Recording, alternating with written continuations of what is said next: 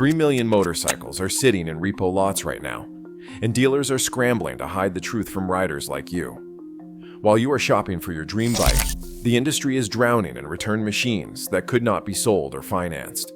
Harley, Indian, and Yamaha dealers are quietly auctioning off inventory 40% below the manufacturer's suggested retail price just to clear space. For years, they told you financing was easy, payments were manageable, and bikes hold their value. That was a lie designed to move metal off showroom floors. In this video, I will expose the real numbers behind this crisis, show you which brands are hit hardest, and reveal how smart riders are scoring incredible deals while dealers panic. Stick around until the end, because the final strategy I will share could save you $8,000 on your next purchase, but only if you know where to look.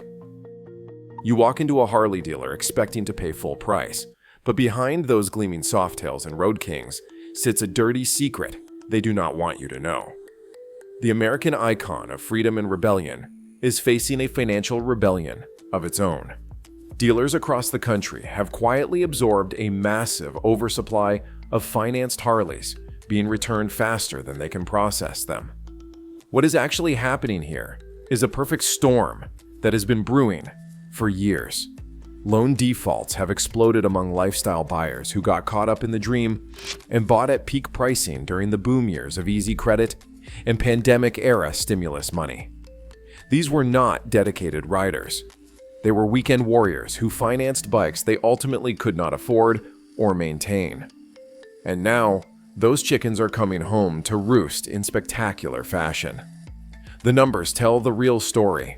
Used Harleys are now selling below dealer cost in secondary markets, completely destroying the investment myth they have been selling for decades. That line about Harleys holding their value better than other brands is pure marketing fiction designed to justify premium pricing. Just look at auction sites today, and you will find road glides selling for 40% below what the original owner paid just 2 years ago.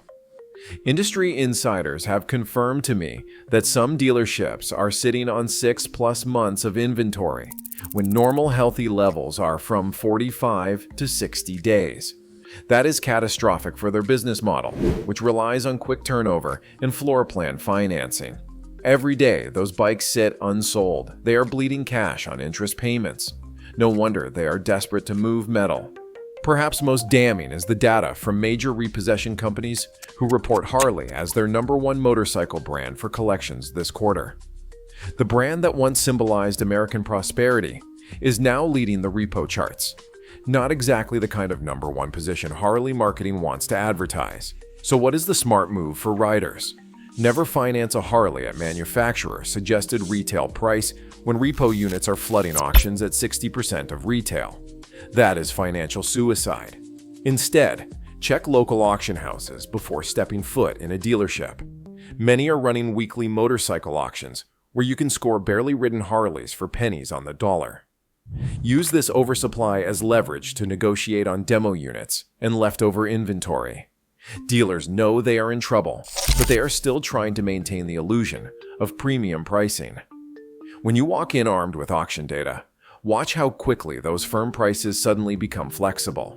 Most importantly, avoid extended financing terms that put you underwater from day one. Those 84-month loans at attractive interest rates are designed to trap you in a cycle of negative equity.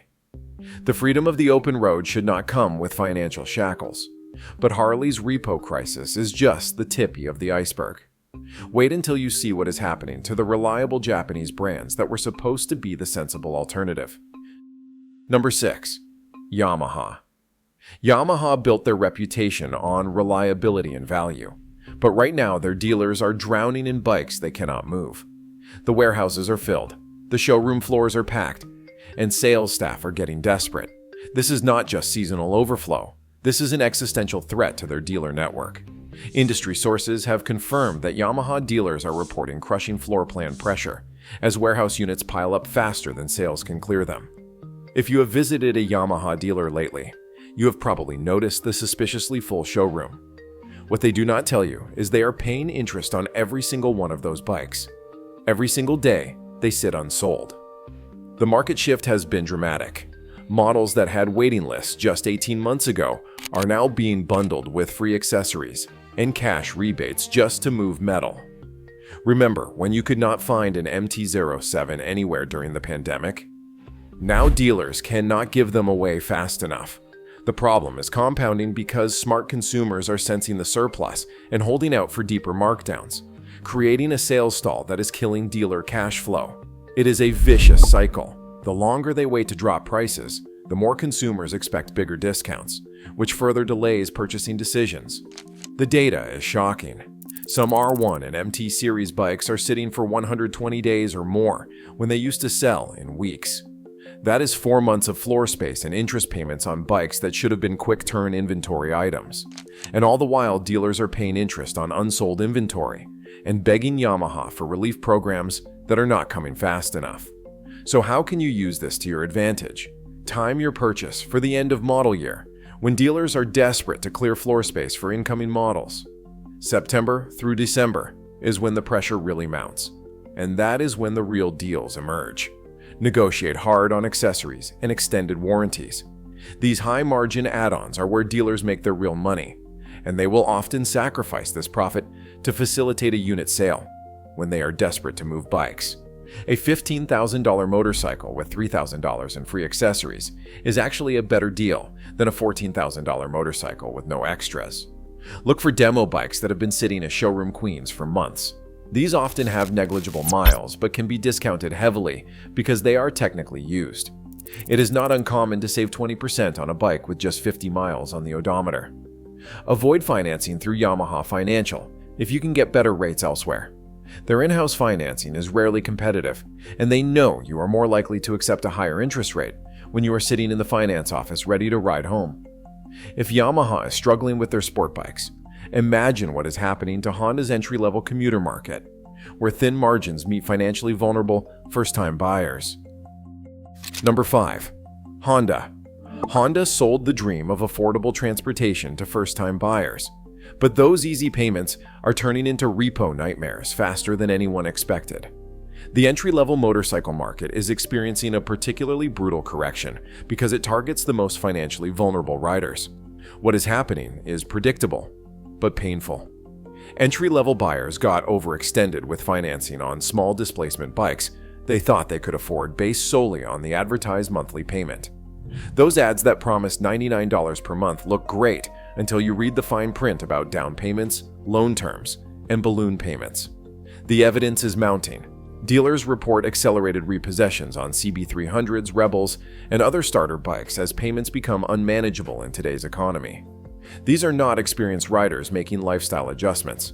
These are new riders who discovered too late that motorcycle ownership costs extend far beyond the monthly payment. Honda's certified pre-owned network is quietly expanding to handle the flood of returned units. They are not advertising this expansion because it acknowledges the failure of their financing model. But dealership personnel have confirmed they are receiving directives to push certified pre-owned units harder than ever before.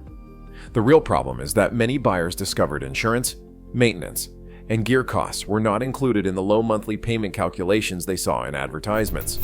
A $2,500 Rebel 300 quickly becomes a $4,000 plus investment when you add proper gear, insurance, and basic maintenance. And that is before you even factor in financing costs. The numbers do not lie.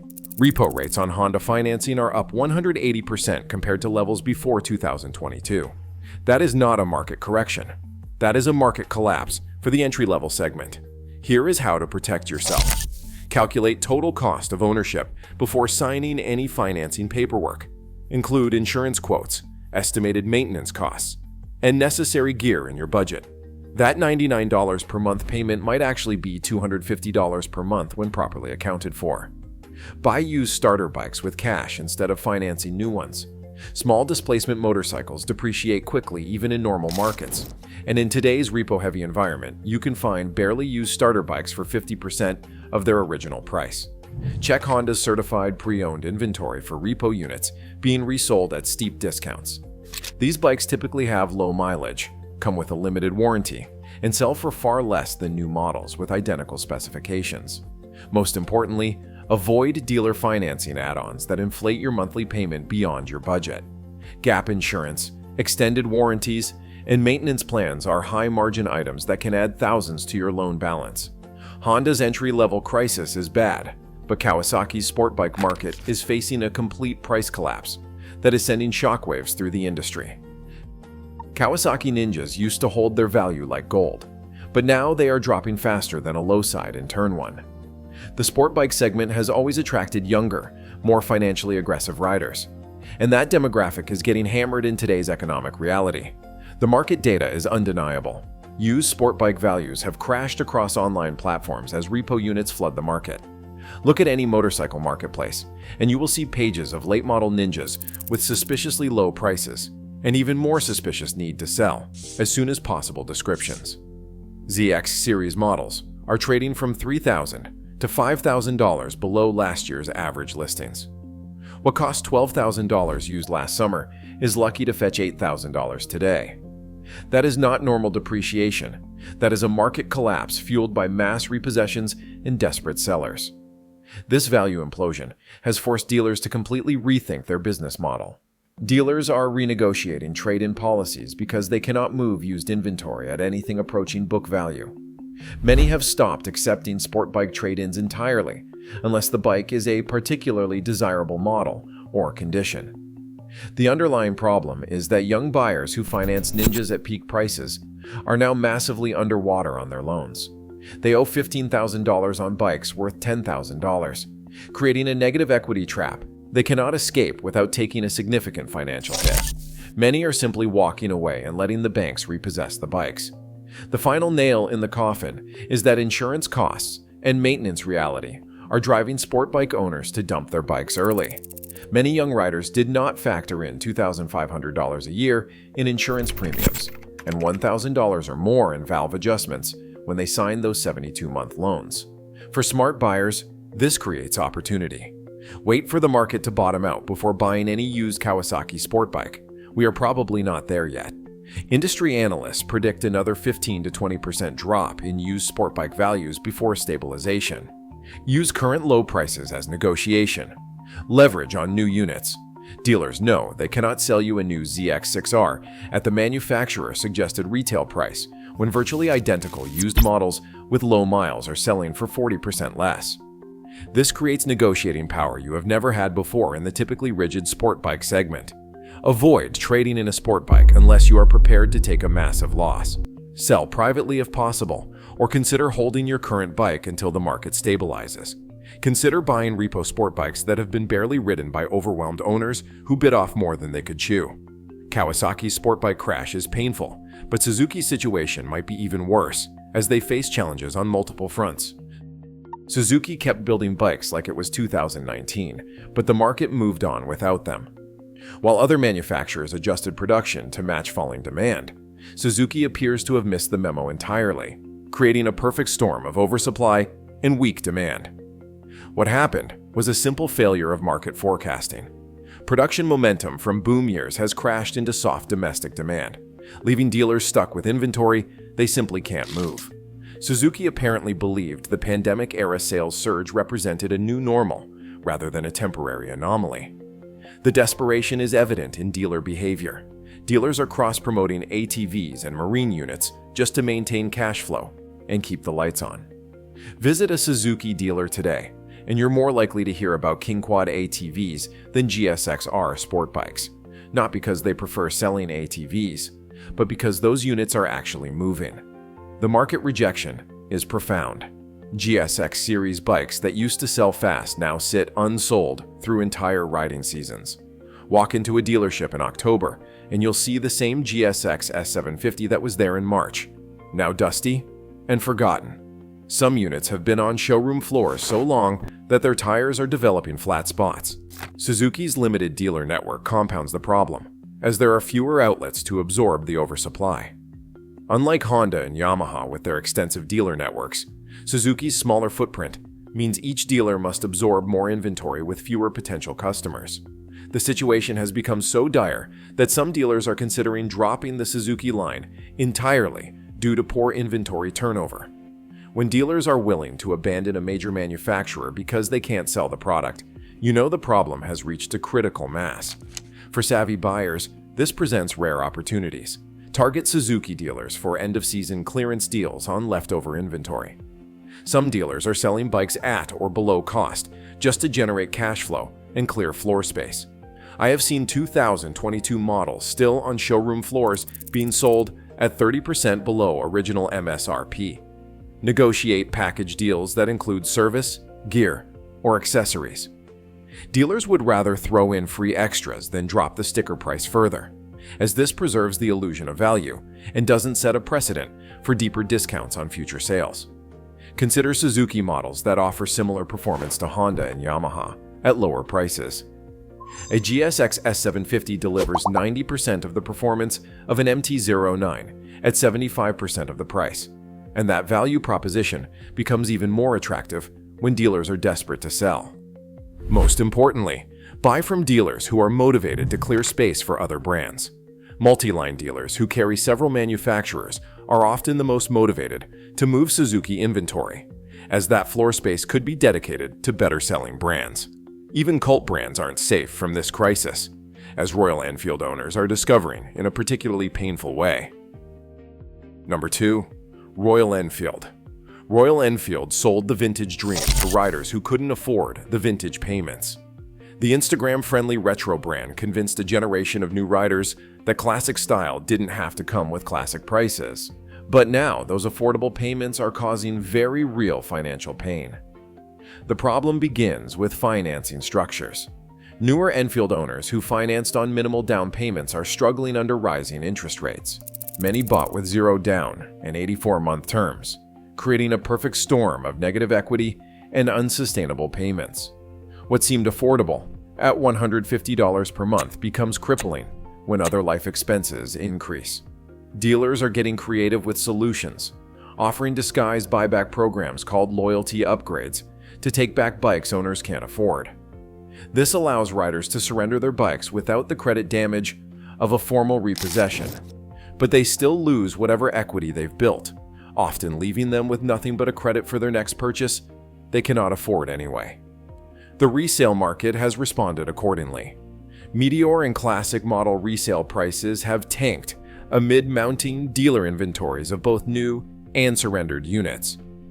Bikes that were selling used for 90% of their new price are now lucky to fetch 60 to 65% on the open market. The affordable classic marketing hit buyers who didn't budget for maintenance and reliability issues inherent in retro-styled machines. The charming simplicity that sells these bikes often translates to more frequent maintenance requirements that owners didn't anticipate. Perhaps most problematic is the limited service network that means repair costs are higher than expected for many owners. When your Royal Enfield needs service, you can't just take it to any motorcycle shop. You need to find an authorized dealer, which might be hours away from your location. If you're still interested in these bikes despite the warning signs, here's how to protect yourself. Buy Royal Enfields with cash only. Never finance vintage-style bikes. The charm of retro styling fades much faster than the loan balance, creating a mismatch between emotional satisfaction and financial obligation. Research maintenance costs and parts availability before purchasing. Join online forums and ask current owners what they actually spend annually on keeping their bikes running. You might be surprised by the real cost of ownership. Look for buyback units being resold at significant discounts. These surrendered bikes often have low miles and have already taken their major depreciation hit, making them a relatively safe purchase if bought at the right price. Most importantly, consider the total ownership experience, not just the monthly payment. Factor in specialized service needs, parts availability, and resale prospects before committing to any cult brand motorcycle. If budget brands are struggling, you'd think luxury would be safe. You would be wrong. BMW owners are discovering that in a particularly expensive way. BMW convinced adventure riders that premium financing made sense for premium bikes, but reality just hit hard. The German manufacturer has long positioned their motorcycles as the ultimate riding machines, but it turns out there is nothing ultimate about defaulting on an $800 monthly payment. What is happening here is particularly interesting. Premium financing plans have created a spike in delinquent accounts among adventure touring buyers who overextended their budgets for the promise of around the world, capability they rarely use. Most BMW GS owners never take their bikes off-road, despite paying a substantial premium for that capability. The repo numbers tell the story. GS and RT series models are overrepresented in repo auction listings, as owners cannot handle monthly payments above $800 when economic realities shift. Visit any major motorcycle auction house, and you will see more BMW adventure bikes than ever before, many with suspiciously low mileage. Dealers are attempting to manage the crisis quietly by slashing demo unit prices to maintain brand prestige while inventory floods continue. They are labeling these as demo sales or executive units rather than acknowledging they are trying to clear backed up inventory before more repos arrive. The fundamental issue is that many buyers discovered that premium bikes come with premium maintenance costs they did not budget for. That $24,000 adventure bike requires $1,500 for services at intervals that arrive faster than expected, especially when financed over 72 months, with the expectation of heavy use. BMW's financing terms looked attractive until insurance, gear, and service costs hit the monthly budget. A $24,000 motorcycle quickly becomes an investment of $35,000 plus. When you add proper adventure gear, insurance, maintenance plans, and financing costs. That math works for high-income riders but becomes unsustainable for aspirational buyers who stretch to make the purchase. For those looking to enter the premium segment, here is how to do it wisely. Never finance a BMW motorcycle for more than 36 months, regardless of what dealers offer. The longer the term, the more likely you are to find yourself underwater and unable to exit the loan if your financial situation changes. Factor in maintenance costs that can exceed $2,000 annually on adventure bikes. BMW service requirements are not optional if you want to maintain warranty coverage and resale value. Budget accordingly. Look for repo BMWs at auctions where you can buy premium bikes at Honda prices. The current market is flooded with low-mileage examples being liquidated by finance companies eager to recover whatever value they can. Avoid dealer add-ons and extended warranties that inflate already high payments. These high-margin items are rarely worth their cost and can add thousands to your loan balance without adding corresponding value to the motorcycle. Now you know which brands are drowning in repos. Here is the secret strategy dealers are using to profit from this crisis while riders get crushed. Now you know the real story behind 3 million motorcycles sitting in repo lots. Every major brand from Harley-Davidson to BMW is drowning in returns, defaults, and plummeting resale values. What looked like a motorcycling renaissance was actually a financing bubble that is now bursting spectacularly. Dealers who pushed easy terms now face the consequences, as bikes return faster than they can sell them. You have seen how manufacturers manipulated the market while hiding their supply crisis. Remember, buy used at auction, avoid financing traps, and leverage dealer desperation for your advantage. The repo wave is not ending. It is accelerating.